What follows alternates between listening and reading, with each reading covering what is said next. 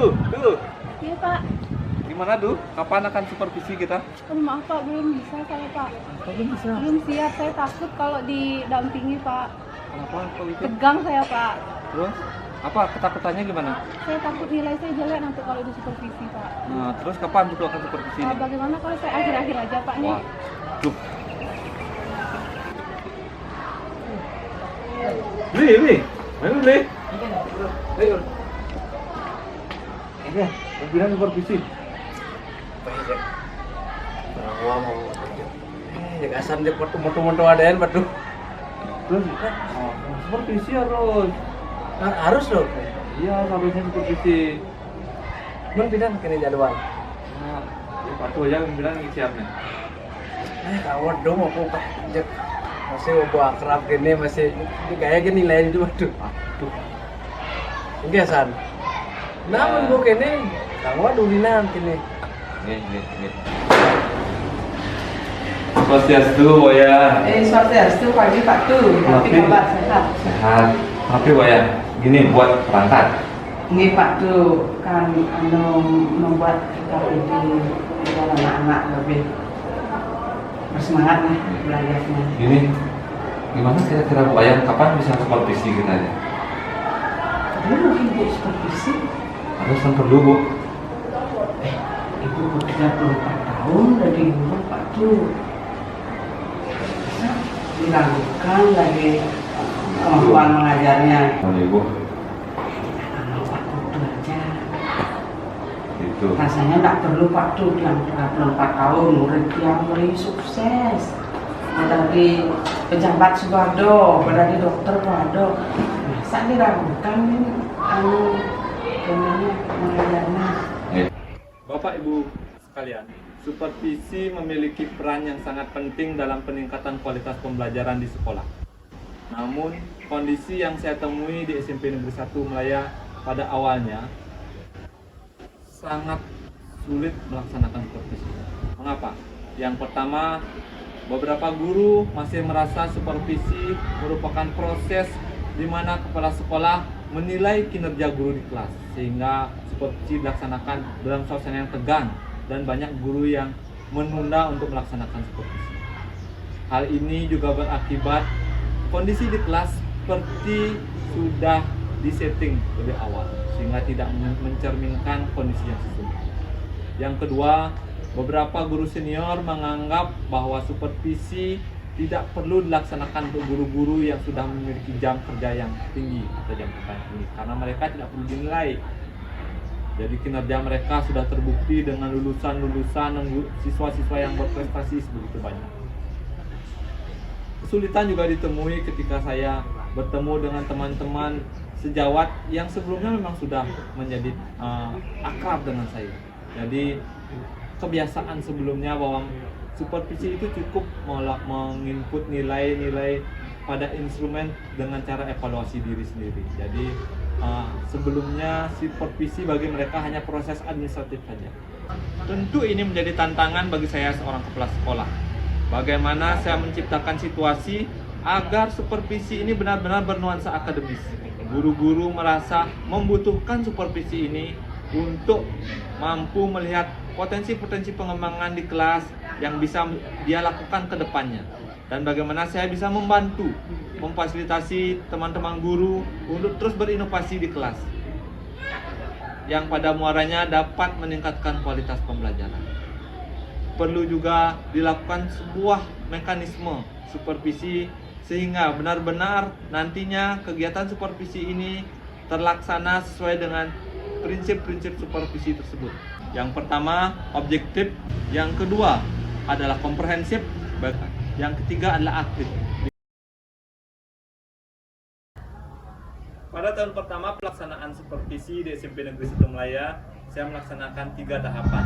Yang pertama persiapan, pelaksanaan, dan tindak lanjut. Dalam persiapan, saya merencanakan instrumen supervisi dan juga merencanakan jadwal pelaksanaan supervisi. Dalam tahap pelaksanaan, saya melaksanakan 3 langkah. Yang pertama adalah coaching pra observasi pembelajaran, di mana saya akan berdiskusi dengan guru tentang rancangan pembelajarannya.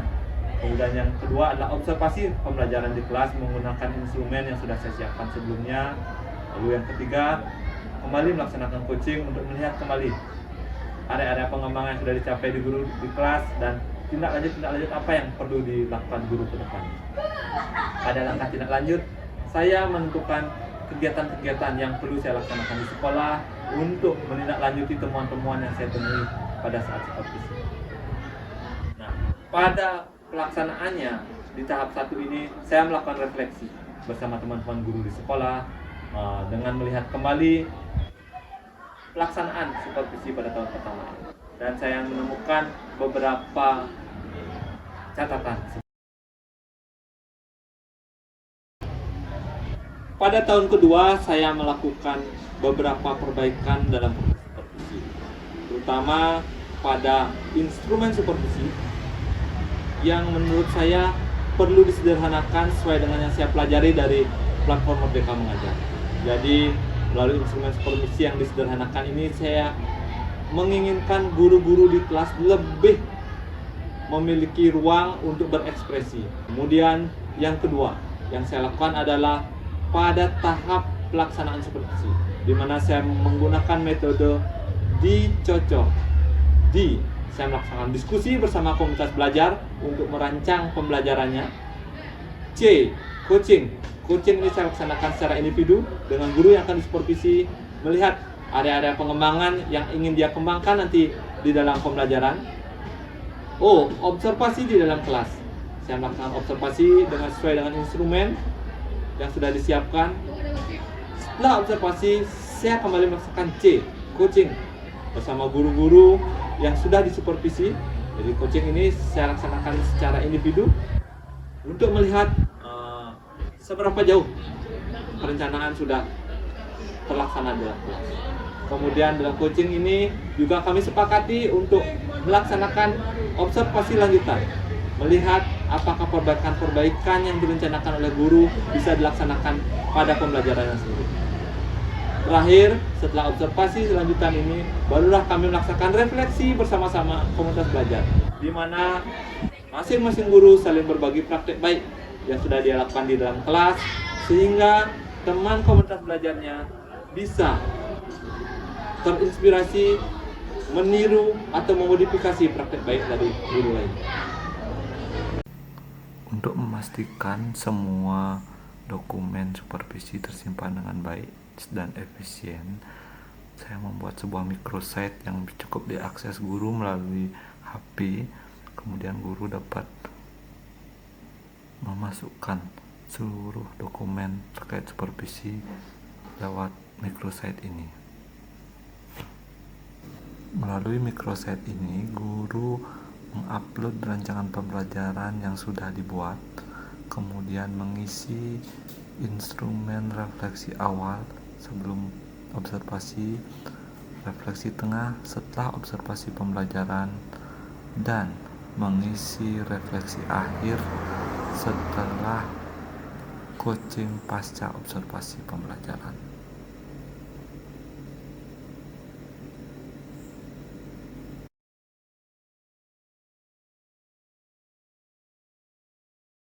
Yang awalnya saya kira bahwa supervisi ini bertujuan untuk menilai cara guru mengajar, ternyata anggapan saya itu salah. Ketika saya melaksanakan supervisi, ternyata saya jadi tahu bahwa supervisi ini membuat saya mengetahui di mana letak kelebihan dan kekurangan saya ketika mengajar di kelas. Setelah dilaksanakan supervisi juga, saya bersama dengan Bapak Kepala Sekolah mengadakan refleksi, berdiskusi secara lebih lanjut untuk mengetahui hal-hal apa saja yang kiranya dapat saya pertahankan ataupun saya tingkatkan nantinya ketika mengelola pembelajaran di kelas. Bagian diskusi awal. Diskusi dengan kepala sekolah. Sesi refleksi. Lebih percaya diri. Termotivasi. Ingin belajar lagi.